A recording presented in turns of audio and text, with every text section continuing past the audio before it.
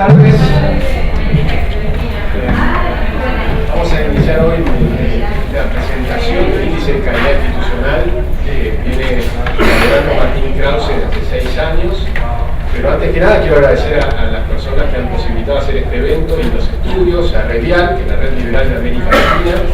que hoy está presidida por López Murphy desde hace unos meses atrás, a la Fundación Naumann, que nos viene ayudando desde hace mucho tiempo en todos nuestros eventos, o casi todos nuestros eventos, a UCEMA, que nos brinda la posibilidad de hacerlo en este maravilloso auditorio, y por supuesto a los disertantes prestigiosos y a las personas que han venido hoy.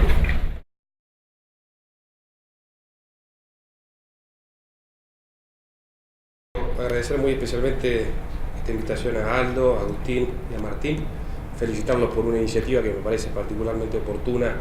en un contexto que, como bien anticipaba Emilio, es particularmente turbulento y complejo para la Argentina y para muchos países de la región.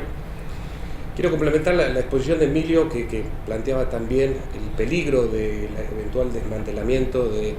organismos como la CIDH, que funcionan como una garantía extra, sobre todo para aquellos países donde el Poder Judicial ha sido totalmente sometido por el Ejecutivo o que están en vías de que eso ocurra.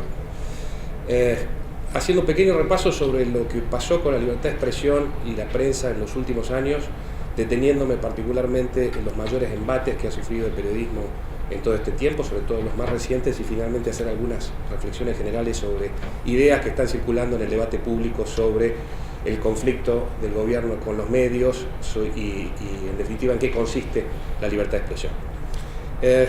La relación del kirchnerismo con la prensa fue tensa desde el día 1. Como digo, el día 1 fue desde mayo del 2003, desde la asunción de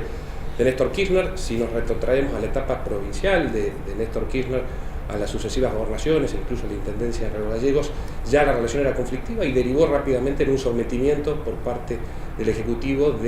no solamente del periodismo independiente, sino también del Poder Judicial. Pero bueno, circunscribiéndonos a lo que ocurrió a partir del 2003, esa relación fue difícil desde el principio, desde los primeros discursos había ya una retórica agresiva contra ciertos medios, contra ciertos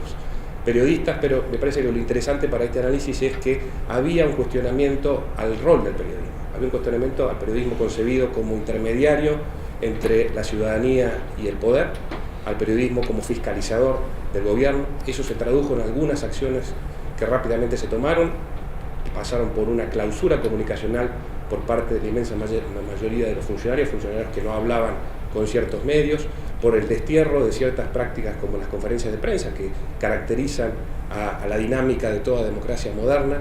por el uso de recursos públicos como los de la pauta oficial como instrumento para premiar o castigar a los medios de acuerdo a su línea editorial. Pero como bien saben, a partir del 2008 todas estas tendencias y esta tensión se aceleró y se radicalizó.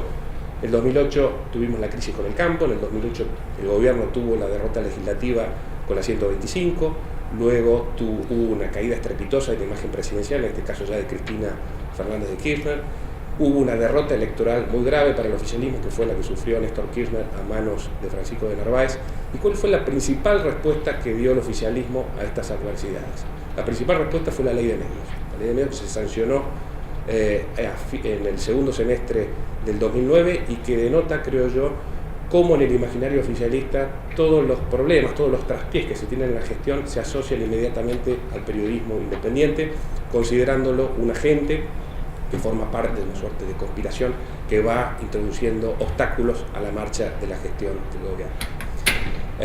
La ley de medios presentaba toda una serie de postulados que eran postulados nobles, como democratizar el espectro audiovisual, pluralizar las voces, sustituir una ley de la dictadura por una ley de la democracia, contemplar los desafíos que planteaba la revolución digital. Pero todos estos postulados, cuando uno repasaba el articulado de la ley y sobre todo la viabilidad desde el punto de vista práctico de aplicar esta ley,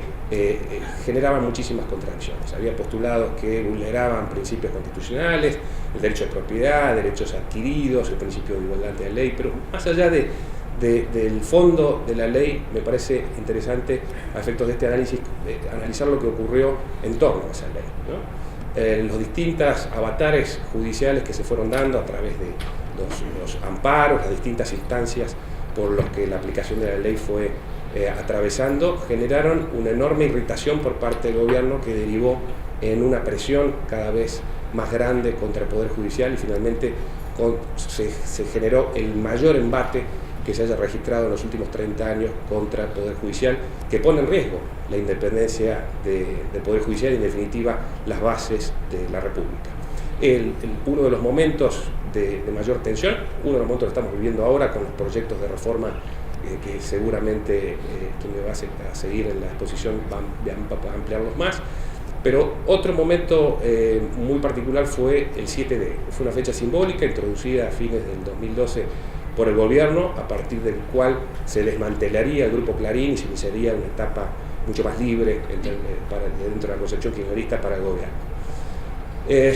El 7D, a mí me tocó semanas antes exponer sobre la situación argentina en el Congreso de la Sociedad Interamericana de Prensa en Brasil, congresos donde normalmente los protagonistas eran Ecuador, eran Bolivia, Nicaragua, Venezuela, Cuba, y ese año el protagonista fue la Argentina, por lo que yo juzgo como un error comunicacional muy grave, que fue simplificar algo complejo como una ley, que tiene matices, que tiene una cantidad de artículos positivos, artículos negativos, y está asociado normalmente al lenguaje críptico como el jurídico, lo simplificó con una letra y un número, con una connotación claramente bélica como fue el 7D. Entre ese momento, fines del 2012 y el segundo semestre del 2009, hubo toda otra serie de ataques contra el periodismo independiente que pasaron por distintos proyectos, por leyes y por una cantidad de operaciones que llevó adelante el gobierno, leyes como la ley antiterrorista, en la que algún funcionario dijo que podría ser usada contra los medios, la censura contra las consultoras económicas que brindaran índices de inflación alternativos a los del INDEC, el proyecto, que después finalmente fue una ley que declaró de interés público la producción de papel para diarios, los bloqueos a los diarios, particularmente los del 2011, que paralizaron muchas ediciones como la de Clarín o la de La Voz del Interior, ante la pasividad absoluta del Estado. Pero creo yo que en estos días, en estas semanas, se están produciendo dos de los mayores embates y un gran peligro para la libertad de expresión. Uno es el boicot publicitario. A partir del 6 de febrero de este año, el secretario Guillermo Moreno reunió a los directivos de las más importantes cadenas de electrodomésticos y de supermercados y los presionó, los intimidó para, a partir del anuncio del congelamiento de precios, a que retiraran los avisos de medios independientes. Eso significó, para que se den una idea, a diarios como Clarín, La Nación y Perfil, una pérdida anualizada de 350 millones, eso significa entre el 15 y el 20% de la facturación publicitaria de esos diarios y en muchos casos dentro de esas empresas periodísticas significó balances dando pérdidas. Otro embate muy grave que está avanzando en estos días es el proyecto para expropiar papel prensa. En la Argentina se consumen alrededor de 200.000 toneladas de papel para diarios, 2/3 de ese consumo proviene de papel prensa, que es la única fábrica que produce papel para diarios en la Argentina, y el tercio restante proviene de importaciones. Importaciones hoy que no tienen arancel ni ningún tipo de restricción. Este proyecto de avanzar implicaría el monopolio en manos del Estado de la producción y la distribución de papel, teniendo en cuenta que controla esa importación y que puede establecer, como lo ha hecho en infinidad de rubros, restricciones o cuotas en cuanto al ingreso de papel importado y al mismo tiempo restricciones a la distribución del papel local. Es decir, que es una verdadera espada de Damocles para toda la prensa gráfica en la Argentina. El tercer peligro, que fue una versión que creció muchísimo en las últimas semanas, fue la posible intervención de Clarín. Eso surge de otra ley que fue la que modificó la ley que regula el mercado de capitales, posibilitando a los accionistas minoritarios de las empresas que cotizan en bolsa la solicitud de la designación de veedores y eventualmente la intervención de una compañía por el plazo de 180 días. Eso le otorgó al gobierno la posibilidad de intervenir Clarín, que es una empresa que cotiza en bolsa. Esa versión creció a partir de la irrupción de Guillermo Moreno, Axel Kicillof y otros funcionarios públicos en la última asamblea de Clarín, del pedido inédito, la acumulación inédita de pedidos de informe por parte de la CNB, que es el organismo de aplicación de la ley, de distintas versiones que circularon en el ámbito periodístico y de remociones de funcionarios de este organismo en particular. Esa versión se congeló, aparentemente el gobierno habría analizado el costo político, pero es algo que no se descarta, es algo que está momentáneamente archivado, pero que en cualquier momento se puede reactivar. Ahora, me gustaría finalmente hacer algunas conclusiones generales sobre la libertad de expresión. La presidenta Cristina Fernández y muchos funcionarios han repetido en sus últimos discursos que en la Argentina nunca hubo tanta libertad de expresión como en estos tiempos. ¿Cuál es el índice, cuál es el criterio para sostener esta afirmación? El criterio es el nivel de virulencia que tiene la prensa respecto del gobierno, ¿no? El argumento de ellos es basta leer los diarios o basta ver algunos medios para ver el nivel de hostilidad que tiene la prensa respecto del gobierno. Si ese fuera el criterio, podríamos decir que hay plena libertad de expresión en Cuba, porque hay una bloguera que se llama Joanny Sánchez que tiene un discurso igualmente hostil respecto del castrismo. O que incluso en Venezuela y en Ecuador hay mayor libertad de expresión porque los diarios independientes de Venezuela y Ecuador son más duros que los diarios argentinos respecto del chavismo en su momento, del actual presidente Maduro o de Correa. Evidentemente hay otros elementos que hay que conjugar. Uno de ellos es el nivel de acceso a la información pública que hay en cada país. Argentina no tiene una ley de acceso a la información pública como tienen muchos países de América Latina, y la información con la que cuenta la ciudadanía y el periodismo es recibida de manera fragmentaria y a cuentagotas. Es muy difícil saber qué hace el gobierno con los recursos públicos, con los recursos que son de todos los ciudadanos en la Argentina. Es decir, que hay una asignatura pendiente. Pero algo más relevante todavía es tratar de medir el nivel de represalias que existen en un país respecto de las expresiones que se hagan con respecto al gobierno, ¿no?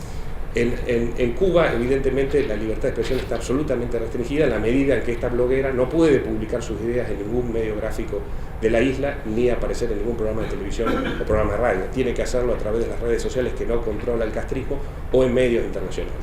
En Venezuela o en Ecuador, estos diarios críticos o los medios críticos pueden sufrir expropiaciones o clausuras como las que sufrió Radio Caracas Televisión, que era el principal canal de Venezuela, al igual que otras 35 emisoras. Pueden sufrir multas como las que recibió Globovisión, que era el último canal de cierta envergadura independiente que en los últimos días fue forzado a la venta a empresarios amigos. Pueden sufrir una condena a pagar una indemnización de $40 millones como la que sufrió el diario El Universo de Guayaquil, que es el principal diario de Ecuador, a raíz de un juicio que llevó adelante el presidente Correa. En la Argentina, en la medida en que tenemos anunciantes privados que son amenazados y que implica un debilitamiento de la autonomía económica de los medios, que en definitiva es sobre la que se sostiene cualquier posible independencia editorial. En la medida en que el acceso al principal insumo de los medios gráficos puede estar monopolizada por el Estado y ser distribuida con los mismos criterios con que se distribuye la pauta oficial. La pauta oficial, yo decía, en el 2003 empezó a ser usada como instrumento para primero castigar a los medios, pero en el 2003 era de 46 millones. De acuerdo a las estimaciones privadas, en el 2012 fue de 1.900 millones, un crecimiento geométrico y con una distribución que no responde a ninguna pauta objetiva, sino que sigue siendo usado como una herramienta para silenciar, para seducir o para castigar. Tengamos en cuenta que el aparato comunicacional que ha alimentado el Estado ha crecido de manera exponencial. De acuerdo a los datos oficiales de la Oficina Nacional del Presupuesto, en el 2012 se presupuestaron 7.100 millones de pesos para el área de las comunicaciones. 1.300 millones son del programa Fútbol para Todos, que está sostenido básicamente por pautas oficiales dedicadas a hacer proselitismo político y a perseguir o escrachar a adversarios políticos o al periodismo independiente. 900 millones de mantenimiento de los medios públicos, que albergan contenidos que también dedicados a deslegitimar la acción de la prensa independiente y de los rivales políticos. Es decir, que todo este conjunto de normas, la ley de medios usada de manera instrumental, usado como un traje de medidas para intentar desmantelar un grupo, ¿no?, conforman estas represalias que hacen que la libertad de expresión esté muy reducida. Y nos lleva finalmente a lo que cuestionaba Kirchner desde sus primeros discursos y cuestionaron mandatarios de países como Nicaragua, Venezuela, Bolivia o Ecuador, que es el rol de la prensa, ¿no? En la medida en que la prensa debe fiscalizar al poder, es muy difícil lograr eso si no se tiene la autonomía económica para hacerlo, si no se pueden solventar los equipos periodísticos que lleven adelante investigaciones como la que hizo Jorge Lanata. La investigación de Jorge Lanata llevó 1 año y medio. Eso implica periodistas, implica dinero, implica viajes, chequeos, etcétera, etcétera. Esa es la forma de fiscalizar adecuadamente qué se hace con los recursos de todos los ciudadanos dentro de un país. La medida en que los medios no tengan los recursos económicos para llevar adelante, para montar esas investigaciones periodísticas, la misión fundamental de la prensa, que es fiscalizar al poder, es muy difícil de llevar a cabo.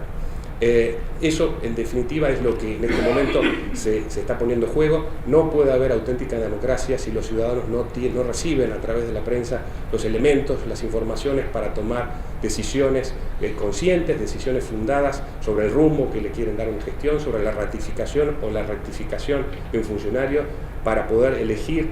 libremente a los candidatos en las distintas elecciones y elegir en definitiva su propio destino.